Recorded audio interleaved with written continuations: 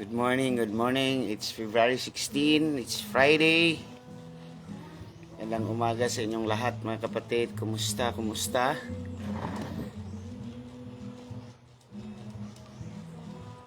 Good morning, it's another day na I can share the Word of God, the wisdom of the Lord these last days.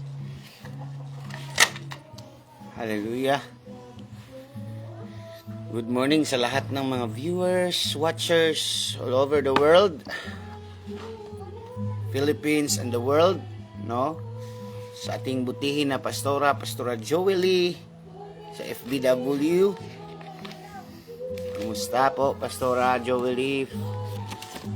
Sa Japan, sa Italy, kababayan natin, no? Kumusta po kayo mga kapatid? No, sa mga masugid nating taga-subaybay. No, kumusta po kayo? Good morning. No, shout out ko lang lahat ng mga masugid nating taga-subaybay sa Mindanao, Visayas at Luzon, no, mula Apare hanggang Hulo.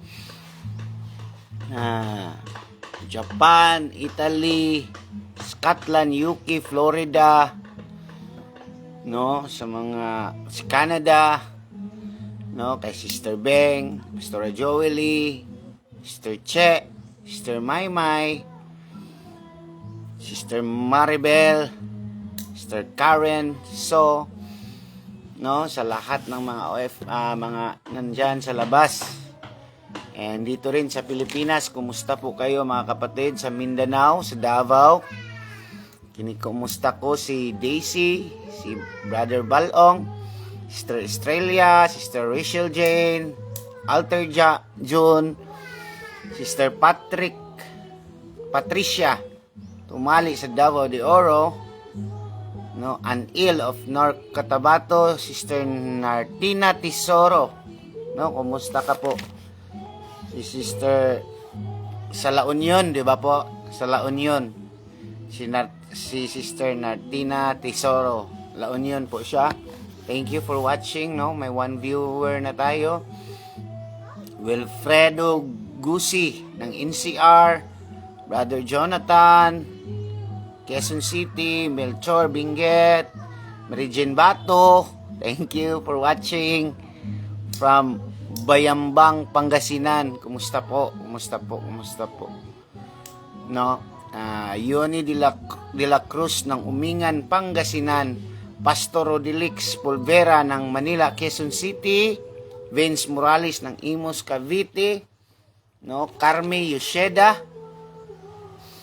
No? At marami pang iba. No?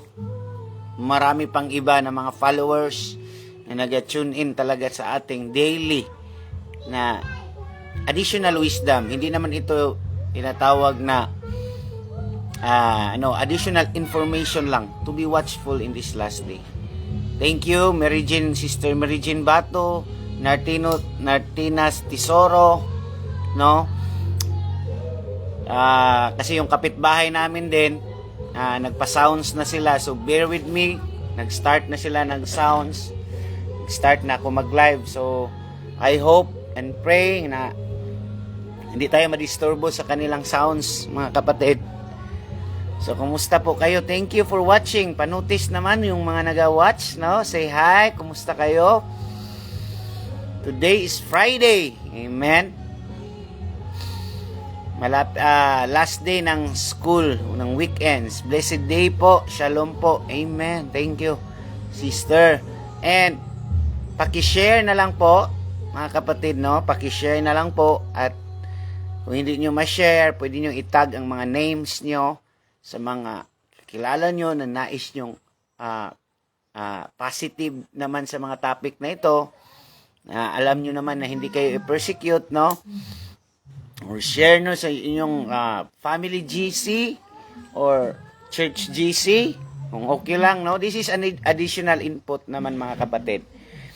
I'm not inflicting fear, no? Hindi tayo nananakot. This is just a warning, no? A warning device ahead. so that many people will, may tinatawag nga tayong prevention is better than cure. Mas mabuti pa ang mag-prevent kaysa ang paggamot na mga kapatid. So this is just a prevention stage, no? Do not misinterpret me. Do not misinterpret me, no? Thank you for sa Los Amigos, si Yataki Tamaki Tumbi. Grabe, no? Thank you for watching, Sister Love of Los Amigos. No, welcome. Share ko ang ganitong information mga kapatid kasi this information is new, bago ito mga kapatid, and scientific talaga na may connection talaga ito sa mga darating na panahon na posible. I'm not saying na 100% mangyayari ito. No, I'm not saying that na 100% talaga mangyayari ito sa mga tao, but I am just sharing this possibilities, no, possible talaga, no, walang hindi magawa ngayon na panahon, no, because ang word ni God, sabi ng word ni God mga kapatid, na we are in this generation. Basahin natin dito, no, nandito tayo sa henerasyon na ito. Sa Romans, no? They are senseless, faithless, heartless, and ruthless generation. Lahat less, no? Godless. Yung faithless, walang paniniwala. Nandito na tayo ngayon. Senseless. Ano bang senseless, no? Makita mo sa social media. Mga senseless na ang mga pinapalabas ng mga tao. Mas marami ang nag-follow sa mga kabastusan, kalaswaan, mas maraming mga follower ng mga ganon mga kapatid, senseless, no? Itong faithless mga kapatid, heartless, no? And ruthless. Ano bang ruthless? No, grabe na ka-wicked, no? Makikita mo ang tao papatayin lang na parang hayop, no? Makikita mo na 'yon, no? Nandito na tayo mga kapatid. Kaya nga winawarn tayo ng Panginoon na this is the generation that we are right now. No, makita mo yung dito sa Davao nga, sa Davao, may isang ama na hinampas ang kanyang anak, patay mga kapatid. Patay ang anak na hinampas ng ama. Mga kapatid, we are in the heartless and ruthless, faithless, senseless generation.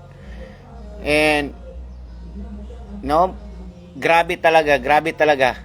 So ang mga tao dito, minsan mga kapatid, no, yung mga driver ng taxi or yung mga driver ng jeepney or nakasakay sa jeepney, binabaril lang, no, mga kapatid, binabaril lang na walang pakonsuelo o walang kahit sa loob ng establishment, pinapasok na, kahit sa loob ng bahay.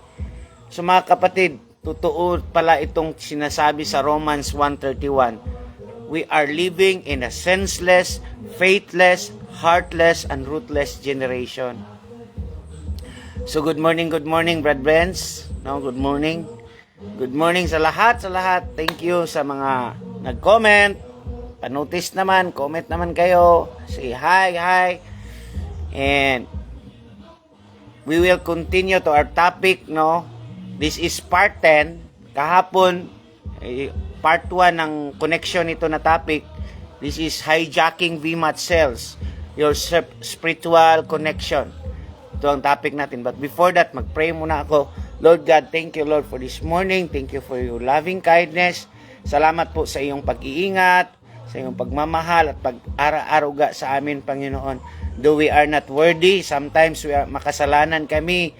We made mistakes, Panginoon, and say sorry, Panginoon, sa lahat ng aming nagawa. And cleanse us, purify us, make us worthy unto your sight, so that we can enter into your throne, and we can enter into your throne of grace, Panginoon. Salamat po. Bless us as we discuss this topic, and give us wisdom and knowledge to understand. In the mighty name of Jesus, amen and amen.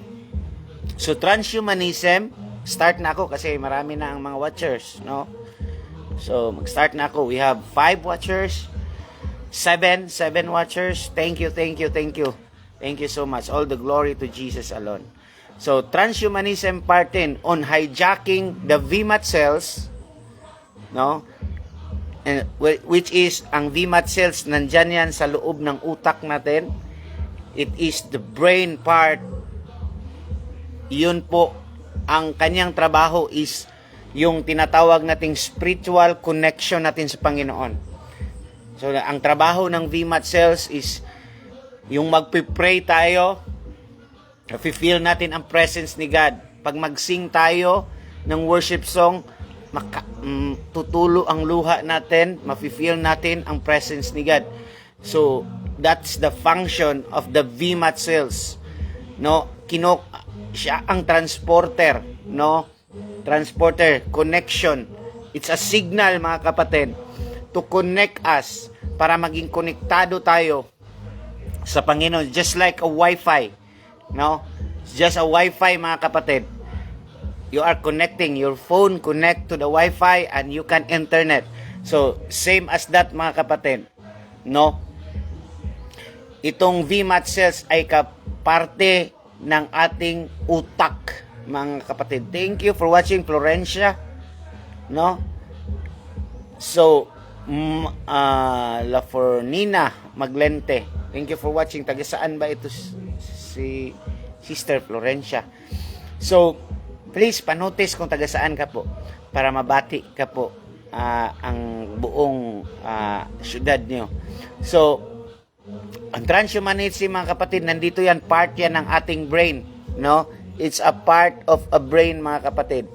So, ang ating brain, mga kapatid, so grabe talaga ang pagkagawa sa ating brain ng Panginoon na, no? Grabe ang pagkagawa ng ating brain na may tinatawag ito mga kapatid, no, sa ating utak na tinatawag na pineal gland or may hypothalamus, thalamus, pineal gland. Ito ang parte sa ating utak, mga kapatid, na wherein, no, dito nagmumula ang ating affection, ang ating love. Ang ating heart, mga kapatid, masisignal lang pag makita natin ang isang tao, yung asawa, or ma-inlove tayo sa isang tao, makita natin through our eyes, and our eyes will signal to our brain, and our brain signal to our heart. Bibilis ang pintig ng puso mo. Yung na-inlove ka, mga kapatid, sa husband mo, yun ang nangyari, mga kapatid. Your eye sees your husband and your brain process it. So, ang una talagang parte ng ating katawan na na-inlove, mga kapatid, ay hindi ang puso. Ang puso ay pangatlo na yan na parte na na-inlove ka. Ang una talagang na-inlove, mga kapatid, ang feeling talaga, nandito, nagmula sa utak, mga kapatid. The hypothalamus and the thalamus. The pineal gland, sinasabi na pineal gland, parang butil ng buhay, mga kapatid. Butil ng buhay yan. So, nandyan ang ating tinatawag na conscience. That's why sabi ni Lord, I will put my words into your heart. No? I will put my words. Kaya nga, mga tao, mga kapatid, kahit hindi ka nagbabasa ng Bible, kahit hindi mo alam ang Bible, mga kapatid, kahit hindi ka masyadong well-versed sa Bible, pero bakit sa tuwing gagawa ka or may plano kang gagawin na kasalanan, may tinatawag kang konsyensya. Huwag kang magnakaw, may maririnig ka. That is the part na inilagay sa Panginoon sa atin, na sabi niya, I will put my word into your hearts. So kahit hindi ka masyadong mapagbasa, hindi mo alam kasi no read no write ka, mga kapatid, no? Wala kang nakapasok sa pag-aaral, may mga word ni God na nasa iyong heart. No, alam mo na iyan ay masama, alam mo na iyan ay hindi mabuti. Yun ang trabaho ng conscience, yun ang trabaho ng ating brain, VMAT cells, no? Kaya lang, Yung mga tao na hindi talaga nakikinig ng kanilang mga conscience. Conscience is the voice of the Holy Spirit. Conscience is the voice of God, mga kapatid. So it's in the brain. Kaya nga, naging manhid na lang ang Holy Spirit, naging manhid na ang voice ni God sa tuwing ayaw mo nang makinig. Sa tuwing ikaw na mismo ang naging manhid. So hindi naman forcing God si ating Panginoon. So that's why wala ng conscience, mga kapatid. So that is the part of brain, mga kapatid, no? So salamat, no? Sana naintindihan natin kahit konti, mga kapatid. So may talagang tinatawag na hijack happening, mga kapatid. No? May hijacking na mangyayari in these last days, mga kapatid. And sabi nga dito, no, si Elon Musk mismo, no? Tingnan niyo dito si Elon Musk, no? Elon Musk says that Neuralink first brain implant on human is successful. So tingnan mo dito ang background ni Elon Musk in a brain system. So sabi niya, Elon Musk says Neuralink first brain implant on human is successful. Naging successful na, mga kapatid, ang tinatawag na implant. No? Why we need to implant? No? Bakit kailangan na i-implant ang tao? Kasi para sa kanila, mga kapatid, itong ating generation ay mga bobo, ignorant. You understand, mga kapatid? Tayo ay mga bobo. Kailangan nating mag-adapt para, sabi nila, para maging matalino at para maging matalino ang tao, mga kapatid. Para upgrade ang tao. Kasi nga, gumagawa sila ngayon ng mga robots, yung mga artificial intelligence na napakatalino. Napakatalino talaga. No, high intellect. And kung hindi i-upgrade, kung hindi makisabay ang human sa katalinuhan ng kanilang mga robots, kanilang mga ginawa, tendency is i-overpower o magiging slave. Magiging slave ang human sa mas higher intelligence, which is the artificial intelligence. No? Kasi mas magaling man.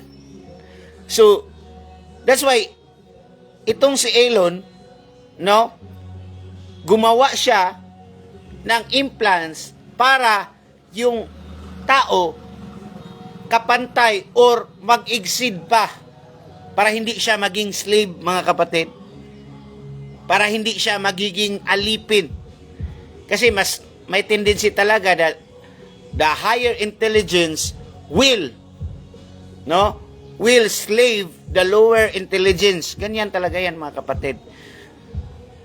So, Elon Musk come up with this idea to put a brain chips in human so that human will still competence. No, makakompetensya pa rin siya sa artificial intelligence, mga kapatid. That's why dito makikita mo ang effect ng Neuralink, mga kapatid. Darating ang panahon, and it's so sooner, that no more phones, no more cellphones. So step by step lang muna ang Vision Pro, no, through goggles. But darating talaga ang panahon, mga kapatid, na hindi na magsasalita ang tao. Through brainwaves, no? Makita mo yung Bluetooth natin. Yung Bluetooth natin, yung cellphone natin, i-pair lang natin sa Bluetooth natin, ma-pair na, and ma-connect na ang gadget at saka cellphone natin. Ganyan na ang mangyari sa tao, mga kapatid. So, pwede ka nang magmarites kahit nasa tabi mo yung tao na imarites mo, hindi ka na kailangan na maging malayo sa kanya o pumunta sa ibang bahay. Kahit nasa katabi mo, as long as hindi siya na pair sa'yo, Hindi niya bababasa ang mind mo. Yung mababasa lang ng mind mo, mga kapatid, yung nakapair sa'yo. So, grabe, no?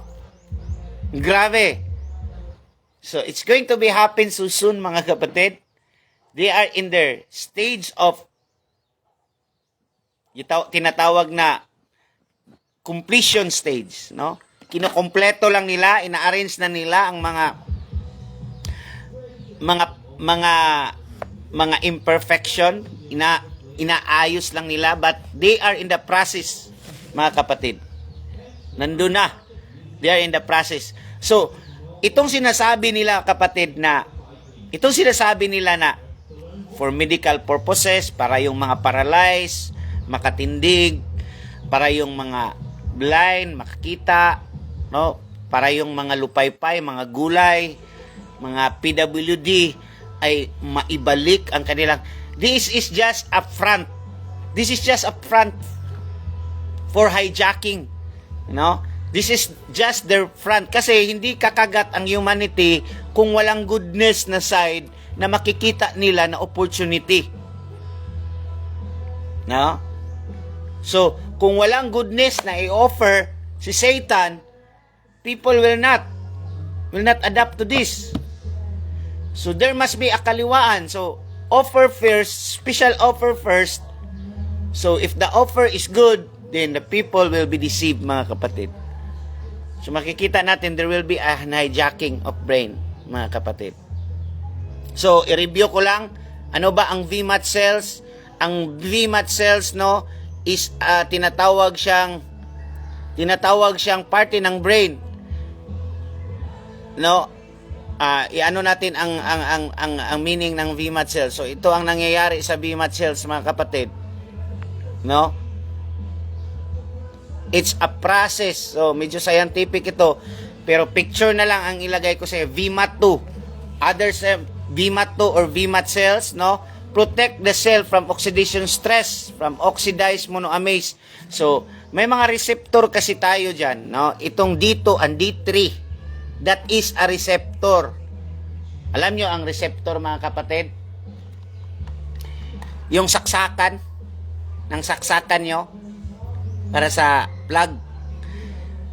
May receptor tayo na doon mo plug in para ma-connect tayo sa signal. No? So, kaya nga, during the time of prayer natin, mga kapatid, yung receptor natin, spiritual receptor, ay kumokonect, mga kapatid. Kumukonekta sa spiritual natin sa Panginoon. Love the Lord with all your heart, with all your mind, and with all your souls. Kasi sa brain ang souls, mga kapatid. Di ba ang souls natin, we are composed of body, souls, and spirit. Ang parte ng ating tinatawag na emotion is the soul, and free will is the soul. Nandyan yan sa utak. Tinatago yan ng Panginoon sa utak. No, that's why, habang may buhay ka, kapatid, may pag-asa ka na makakilala sa Panginoon. Unless you will refuse to know God and not humble and proud. But habang may buhay, kaya nga, may mga tao na nakakilala sa Panginoon during that time na napriso na sila. No, a lot of story like that, miracle, because the receptor is already present pa, mga kapatid. Hindi pa nakat ang receptor, kaya na habang may buhay, may pag-asa pa ring maliligtas ang tao.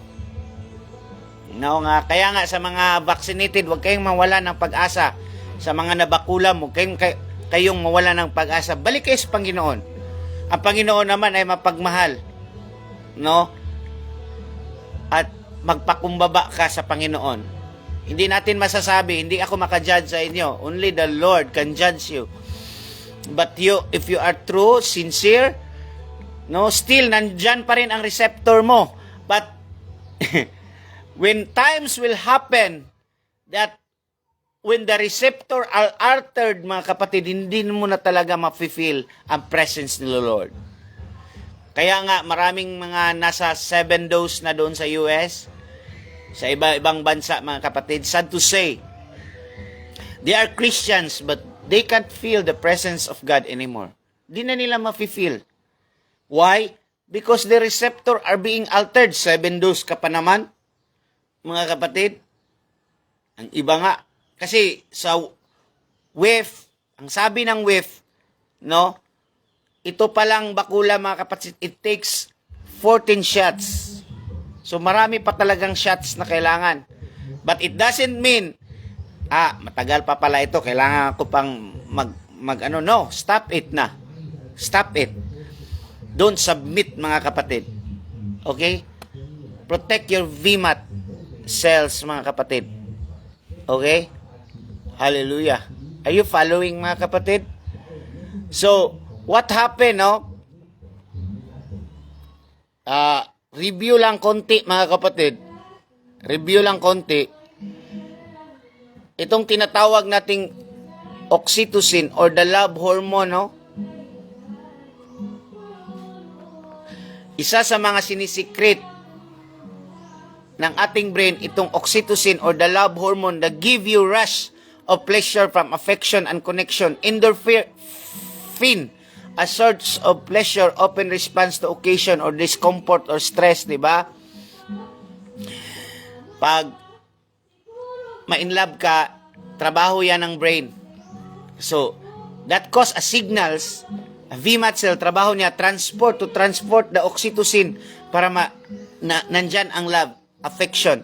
So, the moment na ma-altered yung signal mo, mga kapatid, that's why sabi ng Matthew 24, when wickedness increase, the love of many will grow cold. Ang sabi pa sa Revelation, no, remember your first love. Kasi ang mawawala sa iyo, ang first love mo sa Panginoon, ang i-hijack nitong last days.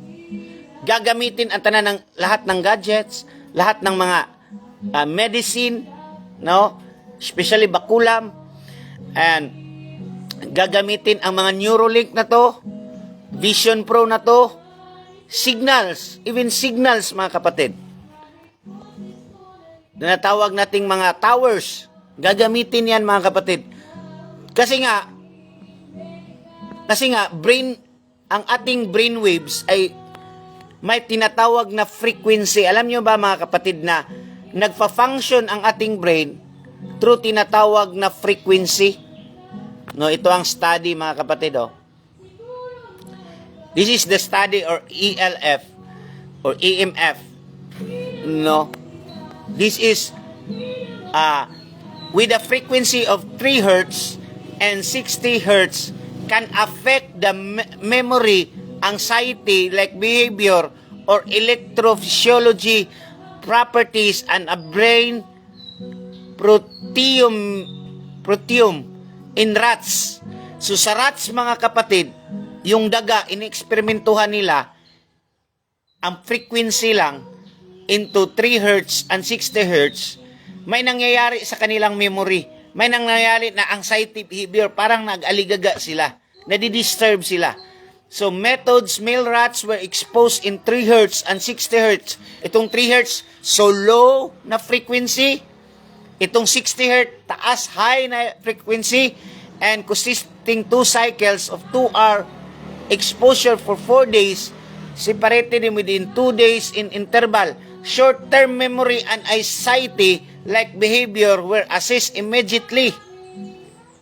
So, naiiba ang behavior kung ano man ang frequency. Alam nyo yung frequency, mga kapatid? Yung frequency is a signal. Kaya nga, ang cellphone natin, kumukonekta tayo sa frequency. So, kaya may tinatawag na 4G, 5G, kasi nga, signal yan para makonect. So, same as ating brain, mga kapatid, because our brain is full of electromagnetic or electronics, mga kapatid. That's why, sa Amerika ngayon, mga kapatid, maraming mga birds, mga langgam, mga birds, no? Mga ibon, kasi langgam sa Bisaya, ano? Mga ibon doon, na namamatay, mga kapatid, dahil sa high ng frequency ng kanilang internet. Namamatay, nalalaglag, mga kapatid. So, because the frequency is nandyan sa himpapawid, mga kapatid. And that's why maybe siguro darating ang panahon na if too much frequency, no, magkakaroon talaga ng diferensya ang takbo ng utak natin. That's why maraming mga siguro lang hindi ito possibility lang ito. I'm not into 100%. Kaya nga maraming mga tinatawag na sabi nila na nasasapian ng mga students sa mga school, maybe because this is just probability. Hindi ito 100%. This is just presumption, mga kapatid. Maybe because of too much high of frequency in that area. Naglabad ang ulo sa mga bata, sumakit yung ulo ng mga bata, nagsusuka, no? Because maybe that school is adapting too much frequency required, mga kapatid. Lalo na ngayon, pataasan na ng signal, palakasan na ng signal ang mga networks, mga kapatid. No? So there is a disturbances. So itong mga huling araw, mga kapatid, ina-attack, hina-hijack ng kaaway ang ating tinatawag na VMAT cells or brain cells. No? Hina-hijack nila. May posibilidad talaga na magamit itong tinatawag natin na frequency. No? Siguro pag malapit kayo, tingnan niyo yung paligid niyo, mga kapatid. No? Dapat yung paligid niyo may mga kahoy. Kaya nga mabuti, mga kapatid, na magtanim ka ng kahoy kasi yung kahoy, mga kapatid, parang anti-radiation yan. No? Anti-radiation na parang sumasala yan na hindi talaga ma-impact sa yung body or sa yung brain ang tinatawag na radiation. Di ba, mga kapatid? O kaya nga, no, kung maari, mga kapatid, no, kung walang kahoy dyan sa inyo, maari may mga ornamental plants kayo sa inyong gilid sa inyong bahay, sa loob ng bahay, kasi that is absorption. Sila ang nag-absorb ng frequency, mga kapatid. At least naman, hindi masyadong impact sa iyo ang frequency, mga kapatid. No? At lalo na, ano na kaya, ito sa external, ito na hijacking, mga kapatid, ha? This is the external hijacking of the brain. Tinatawag kong signals. O Wi-Fi ba yan? Mga kapatid, or data ng cellphone mo. No, may tinatawag tayong ano na kaya itong sinasabi ni Elon Musk na ilagay na talaga ang chip? No? Ilagay na talaga ang chip sa brain mo. How much impact is that? Plus, ngayon, mga kapatid, bago lang, kahapon lang ata yun, nagpalipad siya ng satellite, no, sa labas ng ating mundo for this Starlink na naman. And yun nga, si Anthony Uy ay yung may-ari ng Converge Philippines, no? Siya ang parang distributor ng Elon Musk sa Starlink. Nag-sign na sila, nagpirmahan na sila, mga kapatid, si Anthony Uy. Nagpirmahan na sila na ipasok nila ang Starlink dito sa Pilipinas. So, if you want to try to research it, excuse me, nasa update ng NTC or National Telecommunication. So, makikita mo, kapatid, na ang kanila talagang target is yung excuse me, brain cells natin, mga kapatid. Itong VMAT cells natin. Kasi nandyan ang emotion, free will. Kasi, kaya maraming mga crime para sa kanila, para sa itong mga antikristo. Kaya nangyayari ang crime. Kasi nga, may tinatawag tayong mga stressors. So, pababain nila ang frequency ng iyong pagiging violent, no? Kasi once meron ka na nitong chips, meron ka ng Neuralink, nakabaksin ka na, nakabakulam ka na, kaya nilang i-manipulate yung brain waves or yung brain frequency, no? Yung pagiging violente. So, kung ang megahertz mo, kasi yung brain natin may tinatawag tayong mga levels of frequency, mga kapatid. So, i-ano ko ito sa inyo, ha? May mga levels of frequency, kagaya ng sugar natin. Ang sugar natin, dapat ganito lang ang sugar, no? Dapat ganito lang, may mga tinatawag nating normal range of sugar. So, sa EEG naman natin, sa electromagnetic ng ating brain, has usually described at terms of frequency. May mga gamma, no? Dapat ang gamma greater than 30 Hz, beta 13 to 30 Hz, alpha 18 to 12 Hz, 8 to 12 Hz, theta 4 to 8 Hz. So for example, our brain uses 13 Hz, high alpha or low beta for active intelligence. So may mga range yan, mga kapatid. For example, sabi nga dito, often we find individual who exhibit learning disabilities and attention problems having deficiency of 13 Hz activity in brain region that affects the ability to easily perform sequence tasks and math and calculation. Kasi gagawing matalino ang tao. At yung example, yung anak natin, no? Nahihirapan sa math. I-increase lang ang tinatawag na frequency. Sinong hindi gustong magpalagay nito sa mga anak nila? Amen? Talagang tuso ang demonyo, mga kapatid. Kasi nga, programmable, hackable, sabi ni Yuval Noah Harari, now, human is a hackable animal through frequency, no? Parang ano, para mga kapatid ba? Parang, if you have seen, mga kapatid, yung mga sound system, mga equalizer, no? Have you seen it, mga kapatid? Parang treble, bass, echo, yan ba? Parang pwede nang timpla-timplahin ang tao, mga kapatid. Pwede na siyang timpla-timplahin. Dahil hindi ka matalino sa math, kailangan nating itaas ang tinatawag nating, for example, itaas natin ang alpha frequency mo. No? At saka, siguro, hindi ka masyadong magaling magsalita, bulol. No, itaas natin ang tinatawag na delta frequency mo. Napaka-hyper mo. No, itong mga crazy people, yung mga naglalakad dyan, once na mabakulam yan, pwede i-hack ang brain yan. Pababain natin, i-lower natin ang tinatawag na oxytocin level. Ang kanyang adrenaline.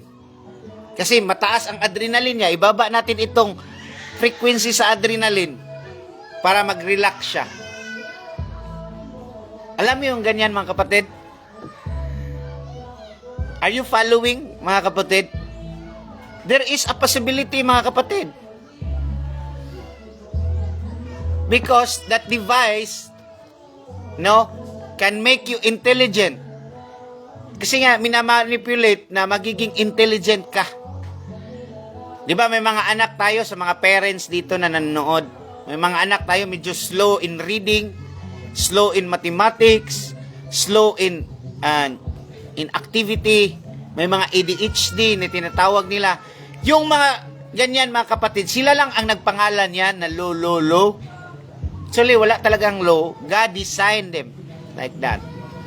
May purpose si Lord. Sila ang nagpangalan ng ADHD, pinangalanan nila ng ADHD. Ang World Health Organization nagpangalan na itong bata na to ADHD, ito may G6PD, ito na mga special attention ito. Sila lang ang nagpangalan yan. Actually, wala. That's the design of their DNA, mga kapatid. Kaya nga, pinapangalan nila, pinipredictive programming nila, ito, para kumagat ang mga parents na may mga so-called may ADHD ang mga child nila para mo submit sa programa nila in the future. Itong program na to, na yung pagka-ADHD ng bata, kuno, hindi yan ADHD. That is your child. That is why your child, DNA of your child, hyper. Kasi nga, darating ang panahon na gagamitin niya ng Panginoon sa pagpapreach ng gospel, sa street, pag-preach ng gospel, pag-worship leader, pag-evangelize. Kaya nga hyper siya ngayon kasi bata pa siya eh. No? Pero ang world, mga kapatid, ang World Health Organization, nag-trademark sa kanya ng ADHD. Kaya kailangan ang bata na ibakulam. Next time, mga kapatid, may mga bakulam na para sa tinatawag na ADHD ko, no? Ayaw kong maniwala sa mga ganyan. No? Para to kalma, para makalma yung anak mo. Mga kapatid, that is mind. That is hijacking the mind of the child. So dangerous, mga kapatid. Kaya nga, may kilala ako, mga kapatid, talagang sa baby pa siya, yung anak niya, parang sila ang first na nakareceive ng bakulam na parang 5 ka-shots sa isang shot lang, 5 bakulam ang inilagay.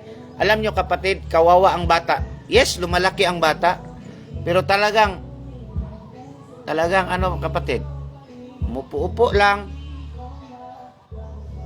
kain lang, tingin lang ng TV. Talagang halos yung ina, halos all of her life, wala siyang ginawa kundi magbantay at mag-aruga sa kanyang anak na naging victim ng 1 shot in a 5 box. Naging gulay, naging wala sa isip, mga kapatid. So careful tayo, mga kapatid, because there is what we call the hijacking happening in our brain. I-increase lang man nila ang frequency. Ibabalance man nila, i-manipulate nila. That's why darating ang panahon, mga kapatid. Sabi ng spokesperson ng World Economic, na wala na talaga. Hijack na talaga. Kasi nga, darating ang panahon na bago lang tayo nag-celebrate ng Valentine's, no? Sa China ngayon, no? Mas ganahan sila na may AI boyfriend kaysa pure human boyfriend. So natuliro na talaga ang tao at hindi naman maging affectionate. Wala mang affectionate. So you need to be transhuman para makonect sa yan na relationship. So we are, no, mga kapatid, nandito na talaga tayo, nakapatong na tayo sa tinatawag nitong sinabi ng Bible. Ang sabi ng Bible, mga kapatid, that we are entering into this kind of generation. No, ano ang sabi ng Bible? Sa Romans 1:31, they are senseless, faithless, heartless, and ruthless generations. Ito, mga kapatid, we are here. Senseless, faithless, heartless, and ruthless generation. That's why kung hindi ka maging watchful, mga kapatid, no, by the way,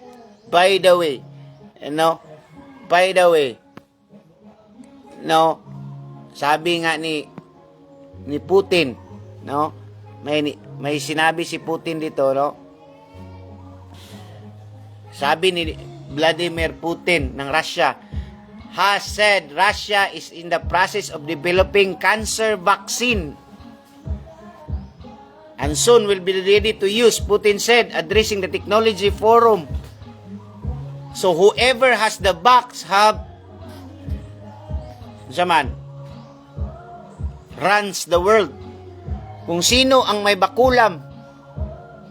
Ba, alam natin na wala pang bakulam sa cancer? Mga kapatid. Pero sabi ni Putin, mga kapatid, President Putin has said that Russia is in the process of developing cancer vaccine or bakulam and will soon be ready for use. Putin said that while addressing the technology forum in Moscow, saying that the cancer vaccine is part or bakulam is discoveries that Russia aims to make health sector, especially in medicine. So whoever has the vaccine, have a cure, have the power to rule the world. This is hijacking, mga kapatid. No? Baka lang. No? I'm not saying malaking possibilities, no? Baka lang ha. I'm not saying na 100%. If hindi ka mga kapatid, hindi ka maging watchful, baka maging Russia na ang salita mo. I'm just making fun, mga kapatid. No? Pag maturo ka nito, baka Russia na ang salita mo. So, alam nyo naman ang technology. Magiging Ruso ka na. Amoy Ruso na. Amen? Are you there? Are you following, mga kapatid? Baka rambol na ang dila mo at Russia na ang salita mo, mga kapatid. So, alam nyo, kapatid, yung nuclear weapon, mahal yun, magpagawa yun. Mahal ang nuclear weapon. But ito, mga kapatid, napakamura. Hindi mo na kailangang para maging powerful nation ka, para mag-rule ka sa lahat ng buong mundo. Hindi mo na kailangan na bombahin ang lahat ng mundo. Girahin, magastos. Marami ka pang mga tauhang mamamatay. Ito, mga kapatid, wala. Napakatipid na way of ruling the world. Napakatipid. Just a shot. Psst. And everything. Hindi mo kailangan patayin ang tao para makontrol mo ang buong mundo. No. All you need to do is hijack their brain. Hijack the central nervous system. Now, wherever your brain goes, your body will follow. That's why, in these last days, we are in a godless religion, godless generations. Why? Because of this. It's going to be happen so soon. That's why I keep on warning you, including this frequency. This is hertz, megahertz, that hijack your brain, mga kapatid. Kaya nga, yung naninirahan sa city, in the midst of the city, na lot of radiation, lot of signals. Hindi yan tatagal ng mataas na yung 70 years old, mga kapatid. Taas na yan. Because of too much radiation and hijack. Lalo na babad sa cellphone every day. No, you are prone for hijacking your brain, mga kapatid.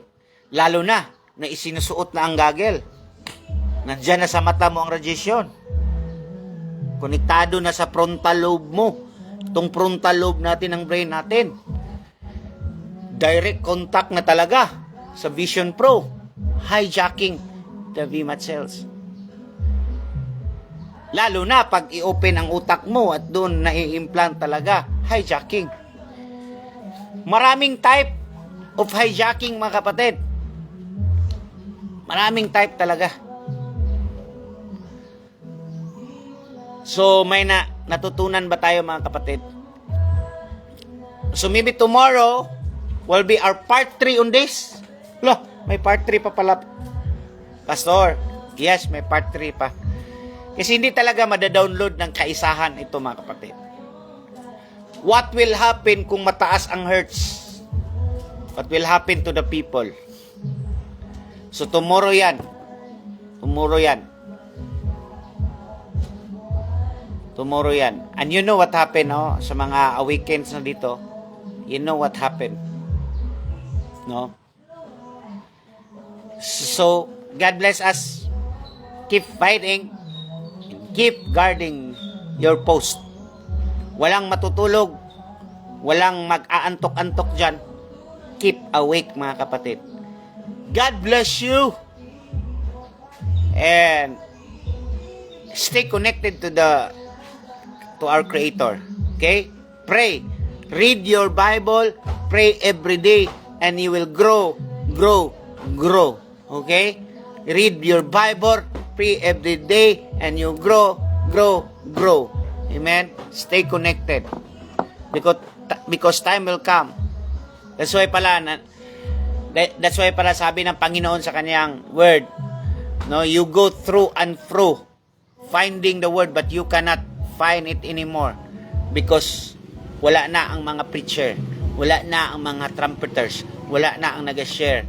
Kasi nga, ang naiwan dito sa lupa after the rapture is godless, faithless, no? Itong mga generation na to, no? Itong sinasabi sa Romans. And we are in this senseless, no? This heartless, ruthless generation na. Kaya nga, wala na ang word ni God. Wala na. Ayaw na nito maniwala. Kasi i-inject talaga sa mga generation natin ngayon that the word of God is the greatest fake news para sa kanila. And God is just a myth. Ayun, myth. Haka-haka. So, yan talaga ang inject. Imumudmud yan, pati sa educational natin sa school. So, kailangan i-disciple natin ang ating mga anak to believe in God and to honor God.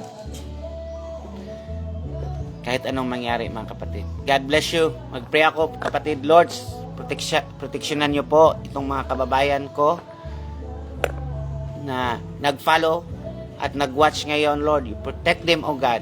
They will become awakened, O Lord. And they will stay awakened until your coming, O Lord. Deception is all around. And we must be watchful, O Lord. Thank you that we have the presence of mind. We will not sleep. We will not be drowsy. We will not be,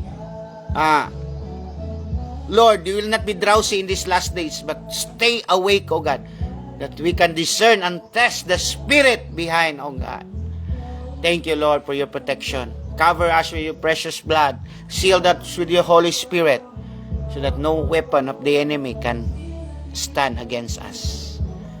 Salamat po, Panginoon. In Jesus' mighty name, amen and amen. Again, thank you so much. God bless.